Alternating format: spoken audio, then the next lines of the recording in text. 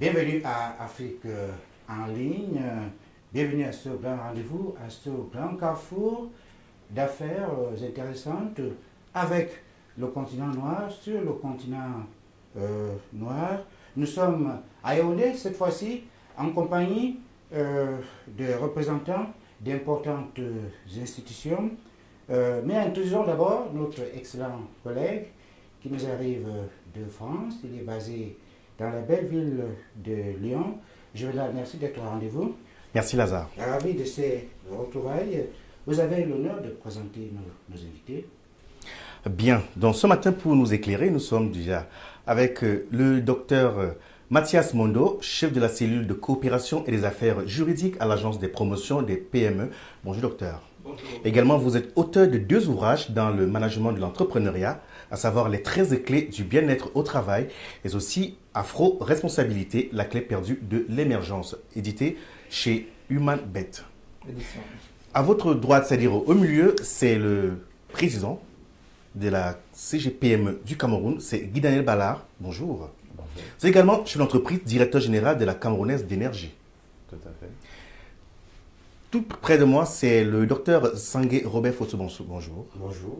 Vous êtes enseignant-chercheur à l'Université de Yaoundé 2, chargé de cours, et dans le domaine donc, de la recherche, donc, de la gouvernance des organisations et entrepreneuriat. C'est bien cela. C'est ça. Ce sont donc ces techniciens, ces experts, ces excellents, voilà, on va dire, experts dans leur domaine, qui nous éclaireront dans ce dont on échangera ce matin, à savoir l'entrepreneuriat au Cameroun. Alors, citons déjà les téléspectateurs sur le Cameroun des affaires. Faisons un tour complet de l'actualité brûlante. Docteur Robert Sangué, quelles sont les couleurs dominantes des affaires au Cameroun, l'environnement économique des affaires, si on peut le dire ici? Merci Lazare, parce que l'environnement des affaires au Cameroun se porte de mieux en mieux bien aujourd'hui au regard des efforts d'assainissement opérés par le gouvernement en matière de climat des affaires. Avec les rapports Doing Business, on se rend compte que le Cameroun progresse. Et sur ce, divers secteurs, on peut le constater avec le dernier forum de l'investissement qui a eu lieu au Cameroun. Et Alors, ce fameux rendez-vous avec les Camerounais de la diaspora. De la diaspora également, où des idées ont été émises, des projets ont été proposés, au total plus de 300 projets.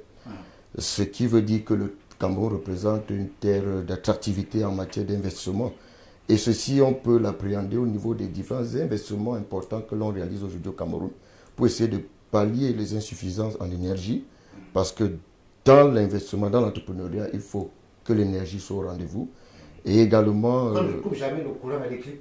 Bien évidemment, le délestage par-ci, par-là, c'est un problème qui est en train de trouver solution au Cameroun avec le deuxième pont en eau profonde de Kribi qui va davantage booster les investissements. Donc, dans les secteurs où l'on peut effectivement s'engager au Cameroun, il y a donc le secteur du numérique. Nous avons l'agriculture, disons l'agriculture de seconde génération. Il y a la logistique qui devient un domaine important que les gens ignorent. Donc voilà, de façon ramassée, les secteurs d'attractivité pour l'instant au Cameroun. Autant dire que le Cameroun était établi, Juvenal. Justement, quand on parle d'investir, mais quels sont les secteurs où on peut vraiment investir, où ça peut être plus intéressant? Oui, comme je viens de le dire tantôt, il y a le secteur du numérique, l'économie numérique aujourd'hui au Cameroun est un secteur porteur. Et vous avez également l'agriculture. Mais seulement au niveau de l'agriculture, le véritable problème reste la politique foncière. Parce que j'ai reçu un promoteur de la diaspora que j'accompagne. Malheureusement, le projet n'a pas porté parce que les partenaires exigeaient avoir au moins 3000 hectares. Oui, pour cultiver le manioc. Et le promoteur n'avait que 100 000 dans la zone d'EDA. Et les partenaires ont estimé que la superficie... Il avait vu petit celui-là. Bien évidemment. A de grandes ambitions. Il a de grandes ambitions et la procédure pour obtenir dans ce foncier n'est pas évidente. Une procédure assez lourde. Il fallait passer au ministère des domaines d'agriculture, ainsi de suite. Or, maintenant, s'il faut développer l'entrepreneuriat au Cameroun, il faut y songer. La politique foncière, parce que le chef d'État met l'accent sur l'agriculture de subventionnement et l'agriculture ne peut pas se faire sur une superficie réduite d'1 hectare ou de 2 lorsqu'on veut industrialiser. Et il y avait donc par-dessus ce projet, des projets de transformation. Ah, voilà. Il ne fallait pas se limiter. Parce que quand vous êtes dans le secteur agricole, il y a la production et la transformation. Et c'est la transformation qui peut faire booster l'économie. Je tiens à préciser que le docteur Robert Sangué, pour compléter votre présentation, que vous êtes consultant, vous avez aujourd'hui un cabinet de consulting et que vous accompagnez plusieurs petites et moyennes entreprises. Et approximativement, combien d'entreprises avez-vous accompagné depuis là? Depuis là, une trentaine. Une trentaine. Une trentaine d'entreprises. Dans divers secteurs, la foresterie, le commerce général, l'hôtellerie, et ainsi de suite, dans les boulangeries et autres. Alors, vous nous avez parlé des secteurs où il faut investir, mais quels sont les plus intéressants pour ceux qui souhaitent vraiment faire de l'argent? Non, le plus intéressant pour ceux qui veulent se faire de l'argent, c'est d'investir dans l'intelligence. C'est-à-dire le numérique, où il faut apporter certaines expertises. Or, lorsqu'il faut acheter avant de revendre, ça prend un temps, avec tout ce qu'il y a comme risque, les avaries hautes et le coaching, et même le marché. Or, s'il faut aller très vite, il faut investir dans le numérique. C'est très important parce que les transactions financières se font effectivement aujourd'hui. Et vous pouvez le voir aujourd'hui avec les problèmes de transfert d'argent, mobile money et autres. Et surtout, mettre en avant le concept d'innovation. Parce que le plus difficile, c'est que les gens viennent rééditer ce qu'on connaît déjà, ce qui existe déjà. Ils ne veulent pas prendre le risque d'innover. Et du coup, on est planté et c'est le mimétisme qui accompagne beaucoup d'entrepreneurs. Ils ne se font pas coûter, identifier les opportunités. Mais a priori, on ne peut pas dire, voilà un secteur, la question, on va gagner effectivement de l'argent. Mais je prends, comme les financiers le disent, vous prenez un secteur plus risqué, vous allez gagner davantage. Vous prenez un secteur moins risqué, vous allez moins gagner. De toute façon, tout est à faire. Au Cameroun, nous sommes en Afrique, un continent en pleine émergence, il y a tout à faire dans presque tous les secteurs. Les services. Oui, dans les services, bien évidemment. Parce que hier, je recevais encore une dame qui me posait son problème d'investissement. Elle me disait, j'ai dit, au Cameroun, tout est à faire, mais seulement il faut le faire avec professionnalisme. Parce que le plus souvent, quand on parle de mortalité infantile au Cameroun des entreprises, c'est que quand vous regardez au fond, il n'y a pas un projet durable derrière la création des entreprises au Cameroun. C'est sous le coup d'une opportunité relationnelle que les entreprises se créent. Alors que les entreprises devaient être créées sur la base d'un projet, d'un certain business plan qui donne la lisibilité. Mais aujourd'hui, on a force toujours de se mettre dans la logique du business plan en oubliant même le business model. C'est-à-dire le modèle économique. Comment faire pour gagner de l'argent, comme Julien vient de me poser la question. Tout part de là. Comment je fais pour gagner de l'argent dans ce projet avant de mettre en œuvre son business model qui n'est qu'une lisibilité de ce que l'on veut. Je venais de laisser, on s'est intéressé au cadre institutionnel. Nous avons la chance d'avoir sur le plateau le docteur Mathias Mondo. Vous représentez l'agence de promotion des petites et moyennes entreprises au Cameroun. C'est une agence qui est tout à fait bienvenue dans ce contexte. Oui, très bien. D'ailleurs, merci beaucoup Lazare. Et pour aller tout à fait dans le sens de ce que disait tout à l'heure le docteur Sangué, je crois que nous avons aujourd'hui au niveau de l'agence mis en place justement un cadre institutionnel qui permet plusieurs choses. Premièrement, en fait, le cadre d'entreprise justement ne repose pas simplement sur cette dimension relationnelle, qu'elle repose sur des fondamentaux. Ces fondamentaux, donc on a déjà mis en place une base de données qui permet de savoir ce qui se passe au cœur des organisations, au cœur de l'entreprise. Parce que ce que couvrait tout à l'heure le docteur Sangué, c'était la dimension sectorielle. Là, nous allons toucher donc ici la promotion de l'institution. Donc, quand vous venez à la PME avec un projet, vous êtes donc accompagné par un expert qui justement va couvrir cette dimension dont vous parlez tout à l'heure, qui est le modèle économique, le fameux business model, et avant d'arriver au business plan. Donc en fait, on prépare la mariée justement pour qu'elle soit belle, attractive, séduisante. Pourquoi? Parce qu'on a remarqué une chose intéressante, c'est que très bien souvent, le promoteur dira, je parle à côté d'un promoteur, je n'ai pas de financement, je n'ai pas d'argent. Mais personne ne te donnera de l'argent gratuitement. Donc pour donner de l'argent, il faut donc qu'on puisse donc préparer ce cadre-là. C'est ce que fait l'agence de promotion des PME. Et avec des partenaires justement, on parlait tout à l'heure de cabinets en fait qui nous accompagnent. Nous avons mis en place par exemple un programme de modélisation de ces entreprises qui nous permet de savoir en détail ce qui se passe au cœur de l'entreprise en matière de visibilité, de processus dans l'entreprise. On la prépare vraiment. On a un programme de diagnostic restructuration qui permet donc de prendre ces PME-là et de la faire grimper d'un certain niveau.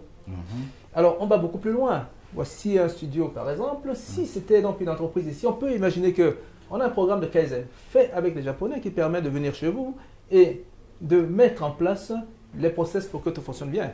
Ça veut donc dire qu'en fait, au quotidien, on développe des projets pour que chaque PME vienne se servir dans le projet. Je dirais que nous développons donc ce que je pourrais appeler le mercato des projets d'accompagnement des PME du Cameroun. Docteur Mathias Mondo, quelles sont les conditions pour être éligible, pour être reçu chez vous? Entreprise camerounaise, bien sûr. Nous sommes là pour développer en fait, au fond, l'économie camerounaise. Et tout le monde est le bienvenu. C'est-à-dire qu'en fait, du porteur d'idées déjà, avant le porteur de projet, donc le porteur d'idées est accompagné. Je m'explique. Un jeune d'une université qui vient avec un projet, il sera accompagné. Un jeune sortant de Mokolo avec une idée magique sera accompagné. Alors quand j'ai un chef d'entreprise comme ça qui arrive avec une grosse entreprise, il sera accompagné. Donc en réalité, en fait, c'est la maison, je crois, des Camerounais, pour les Camerounais et au service de l'économie du Cameroun. Bien sûr, il faut aussi que ces projets-là aient une vocation à créer de l'emploi, à créer de la richesse.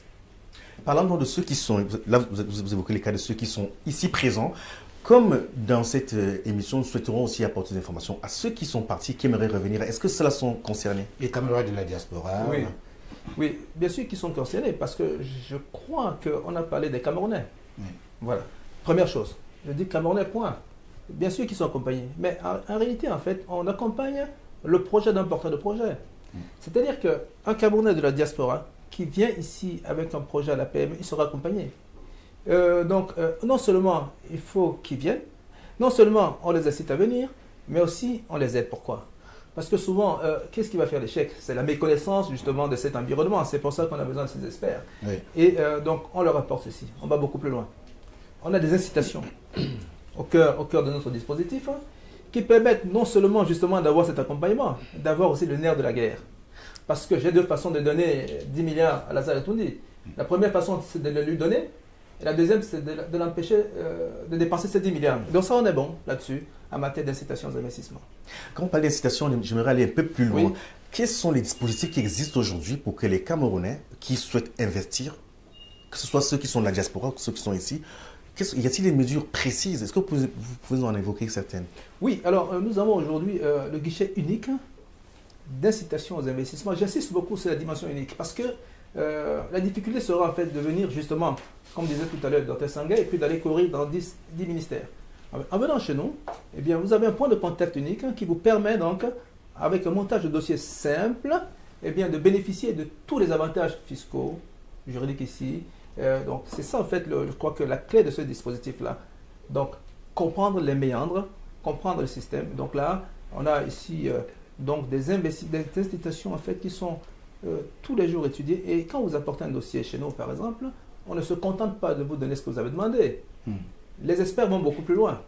Donc l'idée en fait, c'est de vous fournir même ce qu'on n'a pas demandé.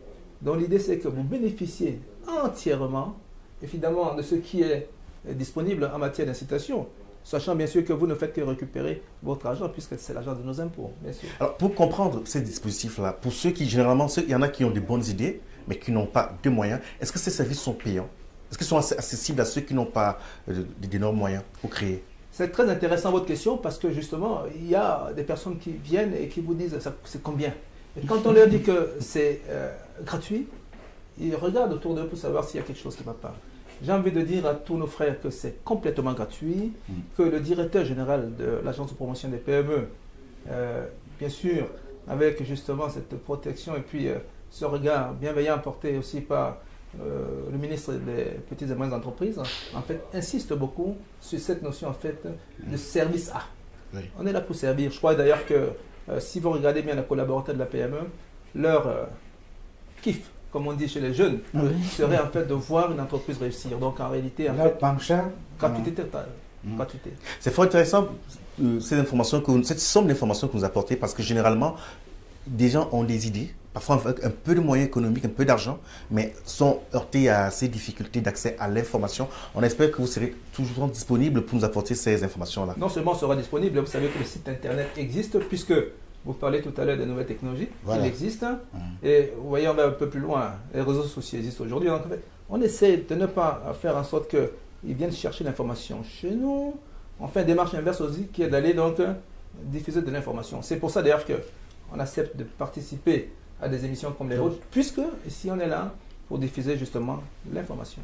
Guy Daniel Bala, merci d'être au rendez-vous. Vous êtes ce témoin vivant en tant que président de la Confédération générale des petits témoins d'entreprises du Cameroun. Si vous nous parliez un peu de votre expérience, de celle de vos collègues, quels sont les avantages, comment est-ce que ça marche jusqu'ici au Cameroun?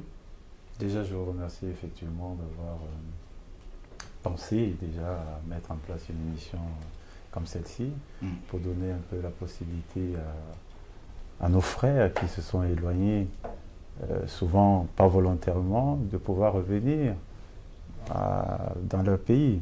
On a commencé avant que ça soit créé et aujourd'hui on continue parce que, comme le docteur le disait tout à l'heure, j'ai commencé au Cameroun en 2008 et je suis parti, j'ai tapé dans toutes les portes, je suis parti dans différents ministères. C'était très compliqué, c'était difficile. À un certain moment, on se dit, oh, c'est bon, on va abandonner.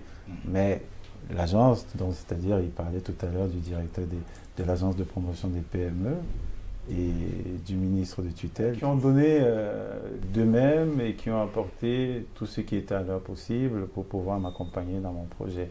Donc c'était aussi un clin d'œil en direction de tous ceux qui sont à l'extérieur, de leur dire, c'est vrai qu'on se donne des idées, et quand on est loin, on se dit, c'est un pays de corruption, c'est un pays de machin. Et je vous assure que quand vous essayez, vous êtes bien surpris.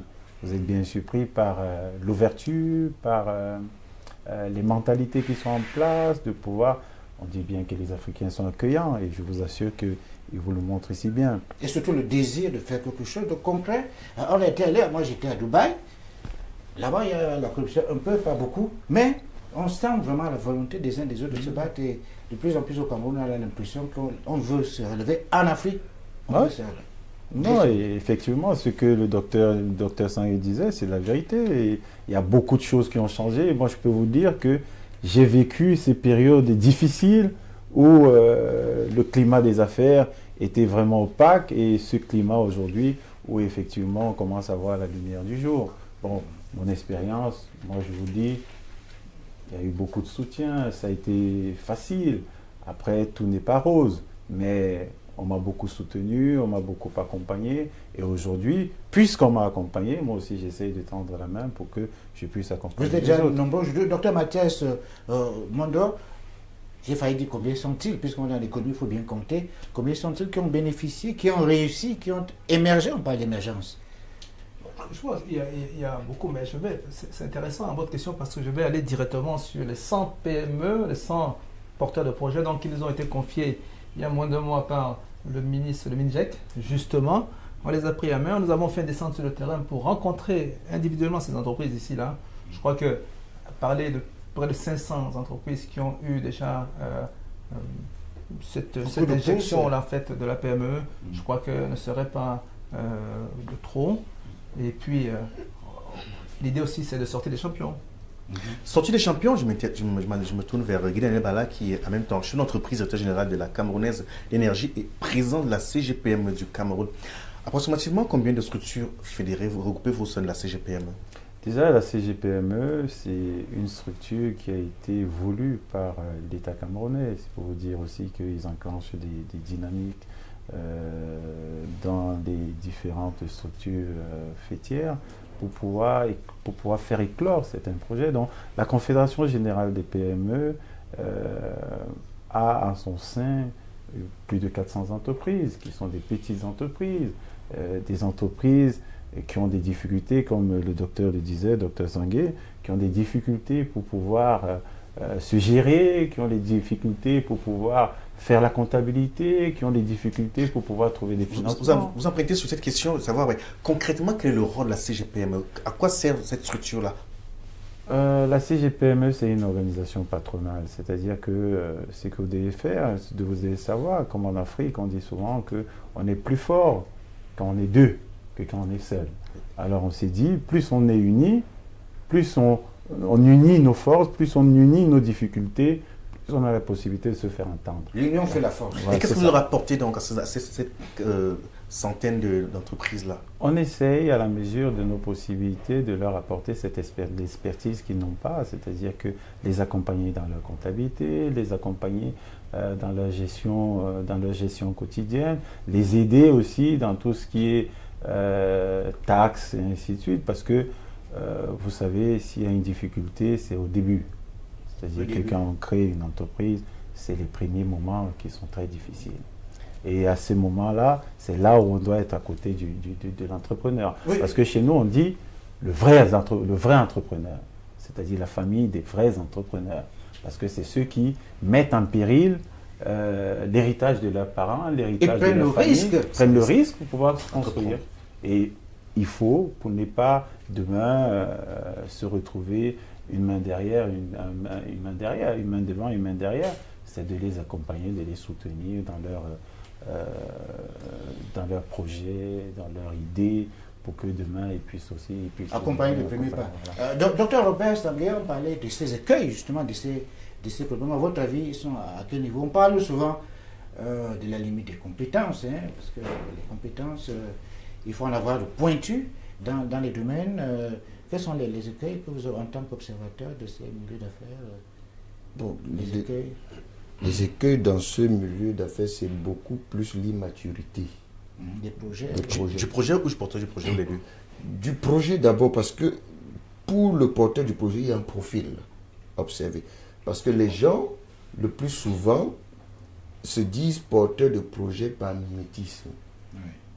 Et là, c'est un peu comme une sorte d'irrationalité. On se dit, si tel a réussi, Pourquoi pas moi? pourquoi pas moi? Il est en bas, moi aussi j'ai Je un bas. prends un exemple simple. Il a un call-box, moi aussi j'ai un oui, call-box. chaque fois, quand je vais en France, Oui. il y a des gens qui disent, les appartements meublés payent au Cameroun. Est-ce qu'ils se Je m'en vais également construire.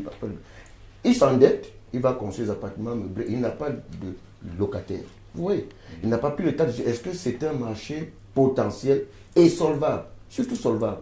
Parce que le marché peut être potentiel et non solvable. Et là, vous faites du gâchis.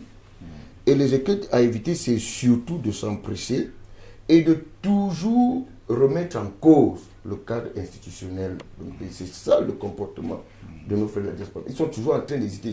Quand on a parlé de la corruption aujourd'hui, il y a la corruption partout au monde.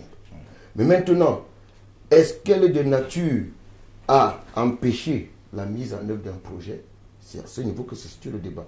Or, à éviter, c'est toujours d'aller se renseigner, prendre la bonne information au bon endroit. Le docteur Mondo vient de le dire. Or, plusieurs camarades de la diaspora préfèrent prendre des sources informelles d'informations. Des raccourcis. Des raccourcis. Appeler un frère, est-ce que je peux faire dans tel? Or, et les projets jamais reposent sur l'idée d'un ami ou d'un frère qui est au Cameroun qui dit on peut aller faire dans les routes.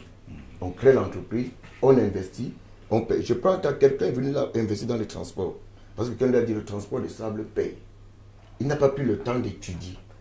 Est-ce que lui-même, il peut contrôler cette activité? Et ça rejoint la compétence que vous soulignez tout à l'heure. Alors, il se jette dans un domaine dont il est totalement étranger. Et dont le capital humain spécifique dépend de quelqu'un d'autre.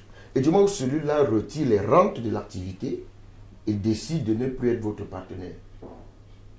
Et vous étant très loin, vous ne pouvez plus suivre l'activité.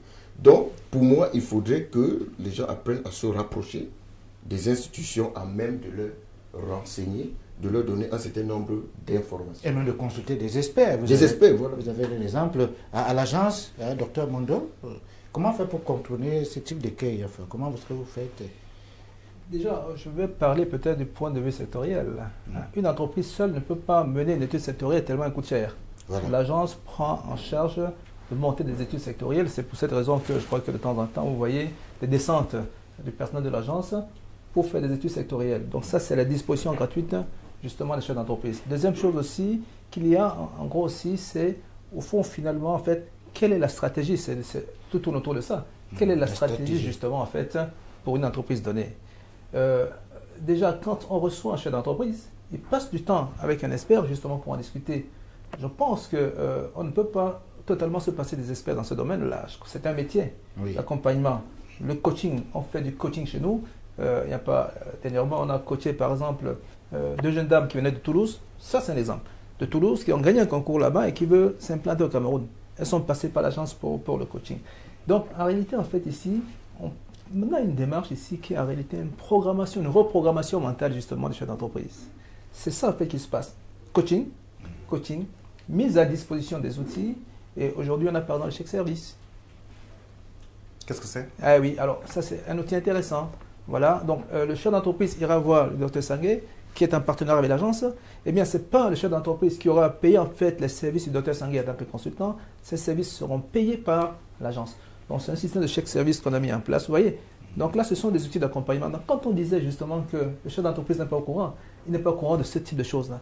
Bon, en réalité, ils ont une manne d'opportunités à venir saisir. Et parfois, vous savez que parfois, on est là, on crie fort. S'il vous plaît, venez chercher.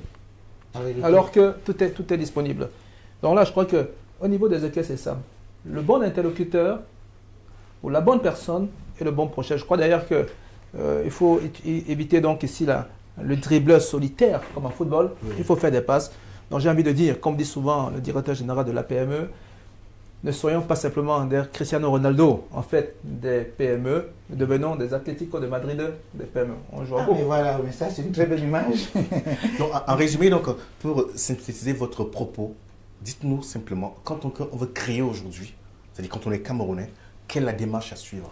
Première chose, ici, venez à l'agence de promotion des PME, vous allez être orienté vers un département appelé le DCDR, donc c'est le département qui s'occupe donc de la création et de la restructuration des entreprises, qui va vous donner tous les éléments dont vous avez besoin pour créer. Déjà, discuter avec vous de ce fameux point qui était le fameux business plan, business model. Alors, vous allez entendre le mot business plan, c'est quelque chose, je crois, dont on parle beaucoup. On parle beaucoup moins de business model. Voilà. Donc, on va essayer on va donc structurer votre projet. Alors, c'est difficile parce qu'en réalité, vous venez souvent avec une idée de création d'empire. On vous fait comprendre que non, le match se joue à Chinga, c'est pas la Coupe du Monde. Vous voyez? Donc, on réagit sur votre projet pour justement vous donner le maximum de chances justement de percer. Donc, en réalité, en fait, on agit donc ici comme une sorte de porte-avions qui permet le décollage de vos projets. Ça, c'est le premier élément. Deuxième élément disponible, c'est donc un observatoire qui vous permet donc d'avoir une lecture réelle de l'état des lieux de l'organisation. Je vous ai parlé du guichet unique. Alors, ce qui est intéressant là, dans cette affaire-là, c'est qu'à la PME, tout le monde est conseiller en fait d'entreprise. Ici, mon jeune frère Bala qui parle ici a été conseillé par le directeur général. Le directeur général adjoint, M. Roussi de la PME, lui-même, il conseille des entreprises. Donc l'idée, c'est qu'en fait, tout le monde doit pouvoir apporter sa pierre à l'édifice ici, là, au niveau de l'accompagnement. Et nous, dans les médias, on ouvre les antennes pour que les uns les autres soient là. Guy Daniel Bala, vous êtes ouvert, vous aussi, à la Confédération. Au Cameroun, vous avez déjà ces entreprises. Les Camerounais de la diaspora qui nous regardent peuvent avoir la chance d'intégrer le... Je vous assure que tous les Camerounais qu'ils veulent, et surtout que ça ne se limite pas simplement au Cameroun, puisqu'avant d'arriver au Cameroun, on essaye d'abord de faire à travers une autre structure qui est en France, qui s'appelle le CIDDC, on essaye de mettre en place des journées économiques où on essaye d'informer les Camerounais sur... des citations. Pour informer les Camerounais sur le Cameroun en général, sur les mesures d'incitation, sur les structures qui peuvent les accompagner. Et après, quand on arrive au Cameroun, on essaye aussi donc de les incorporer au sein de la CGPME ou bien d'aller rencontrer des structures comme la PME. Parce que, vous savez, s'il y a quelqu'un qui est, comment je vais dire ça, qui a vécu ce manque de structure pour pouvoir accompagner au début, c'est moi. Voilà. Et aujourd'hui, vous êtes épanoui, vous êtes énergie, je peux vous dire, exactement, je peux vous dire qu'est-ce que j'ai vécu avant et qu'est-ce que je vis aujourd'hui. Parce que, et je profite de l'occasion pour pouvoir remercier effectivement le chef de l'État d'avoir créé cette structure-là, parce que avant c'était très difficile. C'était difficile. Aujourd'hui, il y a ces structures-là qui sont là pour répondre, et c'est pourquoi vous qui êtes journaliste, vous avez la possibilité, ou vous avez le droit, le devoir, de dire à ces Camerounais que c'est facile. Que c'est possible. C'est dommage, le temps est parti à ce rendez-vous tire à sa fin. Une dernière question peut-être, docteur Robert Sangué. L'Afrique est debout. L'Afrique regarde vers l'avenir. Le Cameroun est debout. Il y a des chances d'espérer. Bien évidemment, il y a des chances d'espérer parce que... Malgré les difficultés, il faut... C'est le continent de l'avenir. Il faut transformer des difficultés en opportunités. Est-ce que c'est évident? Dit comme ça a l'air simple, mais est-ce que c'est évident aujourd'hui? C'est évident puisque voici un exemple palpable. C'est évident. Au Cameroun, il y a des choses à faire. Et il y a un cadre incitatif. Oui. Seulement, c'est l'ignorance de ces dispositions qui fait en sorte que les gens pensent que c'est difficile. Comme dans tout marché économique, il faut batailler. Vous n'êtes pas en situation de monopole. Parce que dire qu'est-ce que c'est facile, c'est comme si vous allez créer votre entreprise, être seul sur le marché. Vous allez rencontrer les autres. Et en ce moment, il faut développer des stratégies concurrentielles pour vous imposer.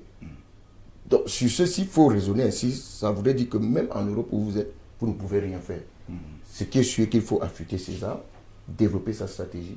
Et le Cameroun reste une terre d'attractivité en matière d'investissement. Très bon conseil. On pourrait mieux conclure ce rendez-vous. Merci à tous nos invités pour ces éclairages, pour toutes ces informations, pour vos témoignages. Franchement, merci. Juvenal, merci, ça a été un plaisir. Le plaisir est partagé.